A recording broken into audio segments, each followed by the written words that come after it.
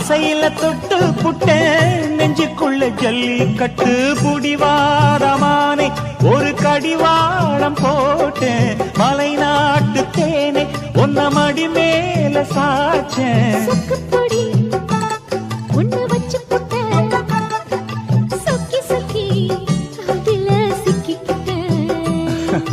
கிச்சிலி சம்பா குத்தி எடுத்தே மொச்ச குழம்பும் வச்சு எடுத்தே ஆமாடி அதுக்காகத்தான்